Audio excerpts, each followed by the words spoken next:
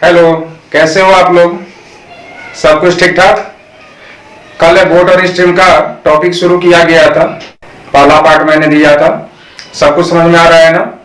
चलो मोटे मोटे बिंदु पर थोड़ा सा डिस्कस कर लेते हैं, उसके बाद आज कुछ क्वेश्चन देखते हैं। देर नहीं करते हुए शुरू करते हैं।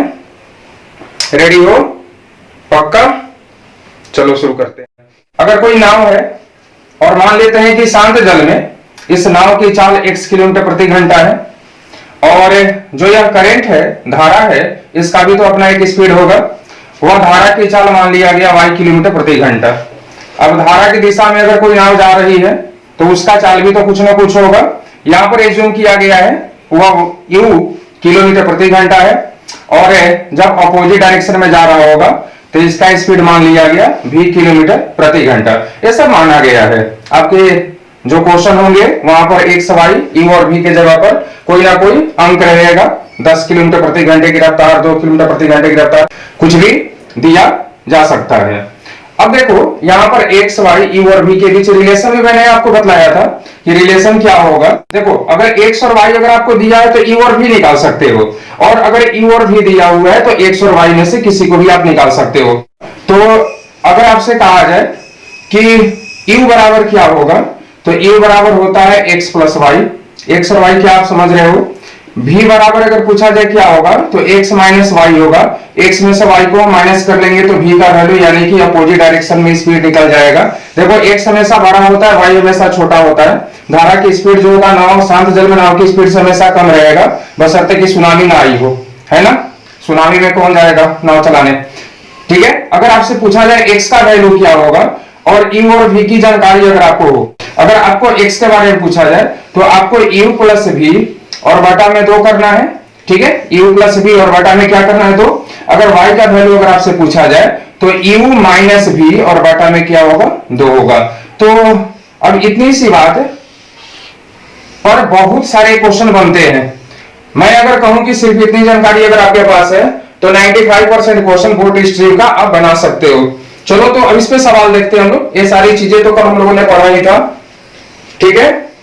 दिया हुआ है कोई आदमी धारा के अनुकूल दिशा में 15 किलोमीटर प्रति घंटे की चाल से तथा धारा के प्रतिकूल दिशा में 9 किलोमीटर प्रति घंटे की चाल से नाव चला सकता है, तो शांत जल में नाव की चाल क्या होगी। देखो धारा के अनुकूल बोला गया, यानी धारा की दिशा में चाल u होता है। कितना दिया हुआ है 15 किलोमीटर प्रति घंटा। अपोजिट डायरेक्शन में चाल भी होता है, कितना दिया है बाबू 9 किलोमीटर प्रति घंटा।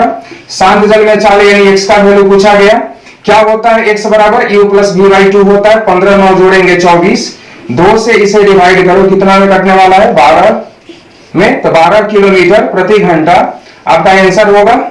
देखो ऑप्शन नंबर 4 जो है आपका बिल्कुल सही जवाब है।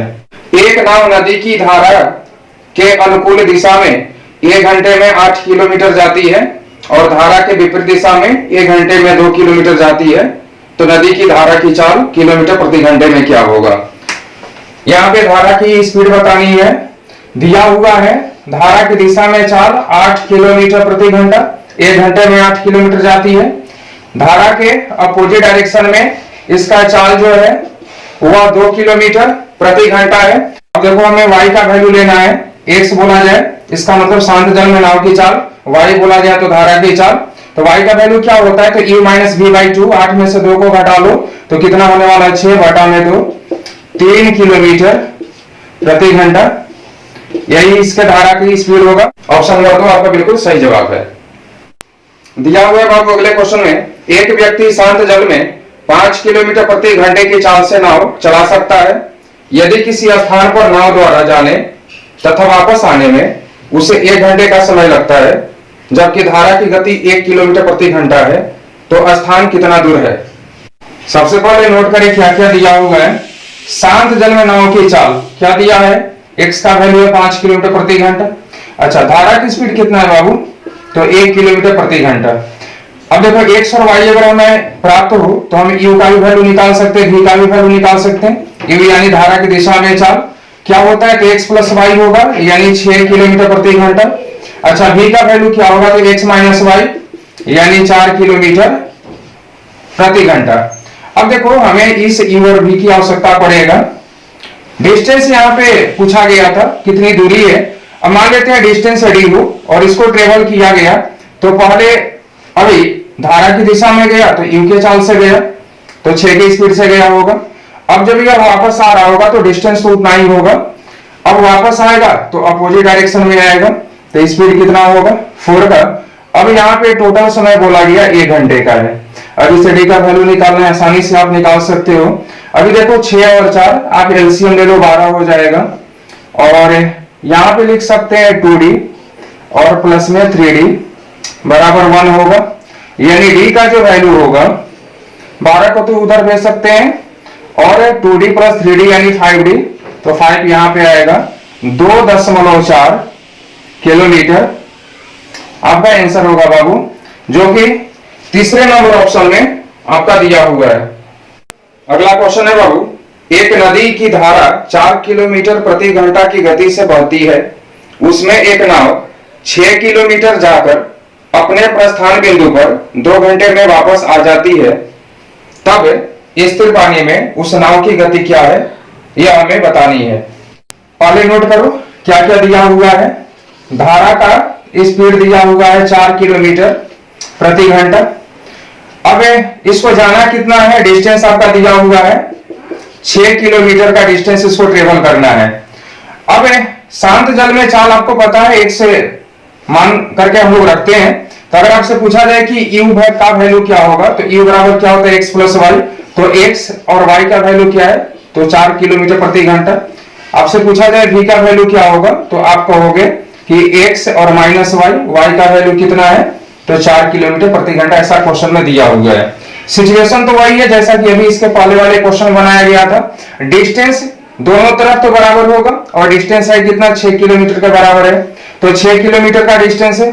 अब यू की स्पीड से जाएगा तो x प्लस 4, और 6 किलोमीटर इसको वापस भी आना है, तो अभी इसका स्पीड भी होगा जिसका वैल्यू क्या है x माइनस 4 के बराबर।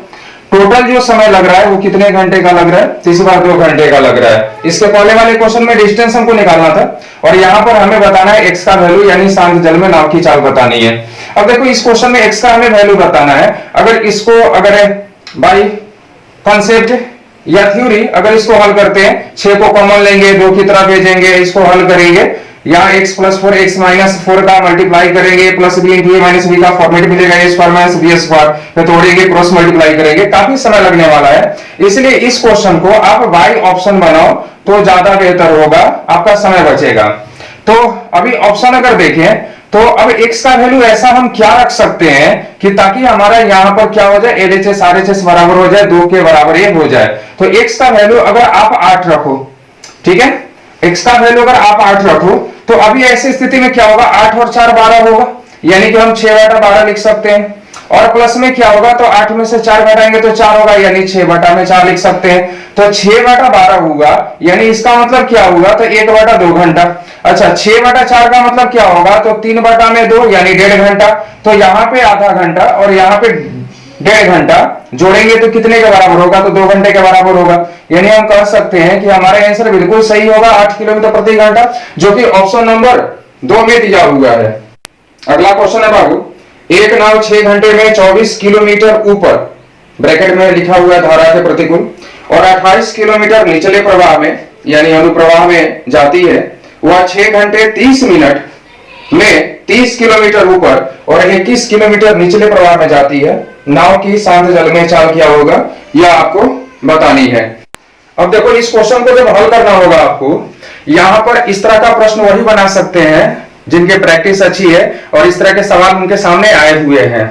यहां पर क्या बोला गया, 24 किलोमीटर वो अपोजिट डायरेक्शन में जा रही है और उसके बाद 28 किलोमीटर धारा के साथ आ रही है। तो जब अपोजिट डायरेक्शन में जाएगी तो उस समय उसका स्पीड मान लेते हैं v होगा, अपोजिट डायरेक्शन में तो उसकी स्पीड v मानते हैं ना, और धारा के साथ चलेगा तो स्पीड v मानते हैं।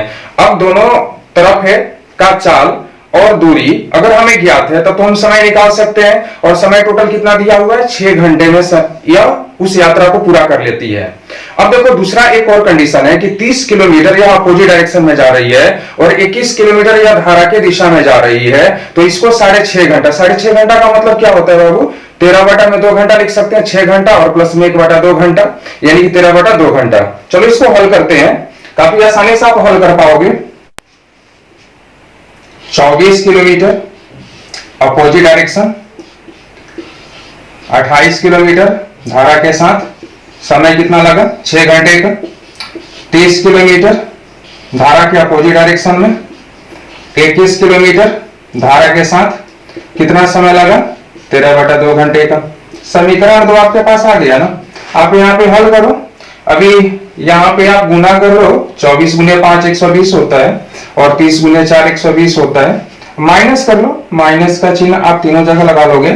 इसको आप हल कर सकते हो ना। देखो 24 से 5 में गुना करो तो 120, 30 में 4 से गुना करो 120, 120 बटा भी 120 बटा भी, प्लस और माइनस होने के कारण दोनों तो कट ही जाएगा। 28 में 5 से गुना करो तो 140 हो जाएगा, और यहाँ पे 21 और 4 का गुना करो तो 84 हो जाएगा। 6 और 5 का गुना करो तो 30, 13/2, तो 2 से अभी 4 को 2 बार में कटेगा, 13 और 2 का गुना करोगे 26 होगा। अभी देखो 140 से 84 को माइनस अगर कर लेते हैं तो अभी क्या होगा 56, और बटा में क्या होगा यू होगा, और यह कितने के बराबर होगा तो 30 में से अभी यहाँ पे आप माइनस कर लो 26 को तो 4 के बराबर होगा। तो आप यू का वैल्यू निकाल सकते हो ना। यू का वैल्यू क्या होगा भाई, 14 गुने 4 56 होता है, यानी 14 किलोमीटर प्रति घंटा। भी का वैल्यू निकालना है, किसी भी समीकरण में पुट कर लो। भी का वैल्यू अगर निकालोगे 14 अगर रखोगे 2 बार में कट जाएगा, इसका 6 है, यानी कि 6 में से 2 माइनस करेंगे, 4 गुने 6 यानी कि 6 किलोमीटर प्रति घंटा आप निकाल सकते हो। यू और भी का वैल्यू समीकरण में आप निकाल सकते हो। ठीक है, ये तो मैंने यू निकाल दिया, आप कर सकते थे। अब x का वैल्यू पूछा गया था। x का वैल्यू यानी शांत जल में नाव की चाल, x का वैल्यू होता क्या है तो u प्लस v/2 होता है। 14 और 6 को जोड़ेंगे 20 होगा, 2 से भाग देंगे यानी 10 किलोमीटर प्रति घंटा। ऑप्शन नंबर 4 जो है बाबू आपका बिल्कुल सही जवाब है। आप समझ पा रहे हो इस क्वेश्चन को? अगर नहीं समझ में दोबारा से रिपीट करके देखना, नहीं तो ऐसा क्वेश्चन बनवा देते हैं अभी। देखो बाबू ऐसा ही क्वेश्चन है, एक मोटर बोट एक गति से 8 घंटे में धारा के विपरीत 25 किलोमीटर तथा अनुदिश 39 किलोमीटर जा सकती है। साथ ही उसी गति से यह 11 घंटे में धारा के विपरीत 35 किलोमीटर तथा अनुदिश 52 किलोमीटर जा सकती है। तो धारा की चाल बताना है, क्या होगा।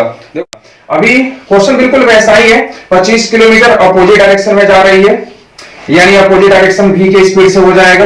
अच्छा, अब धारा की दिशा में 39 किलोमीटर, तो स्पीड क्या होगा u होगा। कितना समय लग रहा था बाबू यहाँ पे इसको 8 घंटे का ना। अब उसके बाद आपको बोला गया था कि अगर 35 किलोमीटर जाती है अपोजिट डायरेक्शन में और 52 किलोमीटर जाती है धारा की दिशा में, तो समय कितने का लग रहा है 11 घंटे का लग रहा है। अब देखो यहाँ पे 2 समीकरण है, जैसे वहां पे हल किया गया था u और v का वैल्यू निकाला गया था, आप यहाँ भी निकाल सकते हो। आप ऐसे भी सोच के निकाल सकते हो, v का वैल्यू ऐसा क्या रखे, u का वैल्यू ऐसा क्या रखे कि दोनों समीकरण जस्टिफाई कर जाए। जैसे अगर v का वैल्यू 5 रखेंगे तो यहाँ पे 5 बार में 25 कट जाएगा। u का वैल्यू 13 रखेंगे, देखो 13 से 52 भी कटेगा, 39 भी कटेगा, और 5 से 25 भी कटेगा और 35 भी कटेगा। तो कुछ इस प्रकार से वैल्यू रखा जा सकता है। जैसे u का वैल्यू मैंने कहा 13 और v का वैल्यू 5, तो अब यहाँ पे 13 तो 3 बार में कटेगा, और 5 है तो 5 बार में 5 और 3 क्या होगा 8 होगा। तो बिल्कुल सही जा रहे हैं हम लोग। यहाँ भी टेस्ट कर सकते हैं, अगर v का वैल्यू जो हो 5 हो तो 7 आपका 7 बार में कटेगा, और 13 से 4 बार में, तो 7 और 4 क्या होगा 11। तो बिल्कुल सही है हम लोग। अब आपसे x का वैल्यू तो पूछा नहीं गया है, धारा की चाल पूछा गया है, और धारा की चाल निकालने के लिए आपको क्या करना है u माइनस v/2। तो 13 में से 5 घटा लो तो 8 होगा, और 8 और बटा 2 करेंगे तो क्या होगा 4, यानी 4 किलोमीटर प्रति घंटा। बिल्कुल सही आंसर है। तो जितने क्वेश्चन अभी बने इनको सिर्फ एक एक क्वेश्चन ऐसे काउंट नहीं करना, एक प्रतिनिधि क्वेश्चन है, यानी कि ये अगर सिर्फ इतना 5 क्वेश्चन भी अगर आप अच्छे से समझ गए हो, इसको अगर 2 से 3 बार बना लो, तो जितने क्वेश्चन आने वाले हैं ना बोर्डर स्ट्रीम पे, ये सभी आपके क्वेश्चन बनने वाले हैं। ठीक है, मैं छोटा छोटा सेक्शन आपको इसलिए दे रहा हूं कि ताकि आप उसको 2 से 3 बार 4 बार रिवीजन कर सको। वीडियो बहुत ज्यादा लंबा अगर बन जाए ना तो उससे ज्यादा फायदा नहीं होता है। एक तो बहुत सारे स्टूडेंट ऐसे हैं कि जब लंबा वीडियो हो तो बीच में ही कुछ देर देख करके छोड़ देते हैं, कंप्लीट देख नहीं पाते, और जो अगर कंप्लीट देखते भी हैं तो पहले क्या बोला गया, बाद में क्या बोला गया, बीच में क्या बोला गया, सब कुछ भूल जाते हैं। ठीक है ना, छोटा पैकेज अगर हो तो होता है ना छोटा पैकेज बड़ा धमाका, तो ये चीज होना चाहिए। ये आप पे डिपेंड करता है कि आप मेरे इस वीडियो को कितना लोगों तक पहुंचा पा रहे हैं। लेकिन लोगों तक पहुंचाने की बात तो बाद में है, पहले आप पसंद कर पा रहे हो कि पसंद नहीं कर पा रहे हो, ये मुझको बताना। आपका लाइक, आपका कमेंट मुझे एनर्जी देता है, मुझे बताता है कि मैं जो कर रहा हूँ बेहतर तरीके से कर रहा हूँ, नहीं कर रहा हूँ, आपको बेहतर तरीके से समझा रहा हूँ या समझा नहीं पा रहा हूँ। तो ये सारी चीजें आप मेरे साथ डिस्कस कर सकते हो। ठीक है, मिलते हैं अगले वीडियो में, तब तक के लिए thank you, bye bye, see you, okay.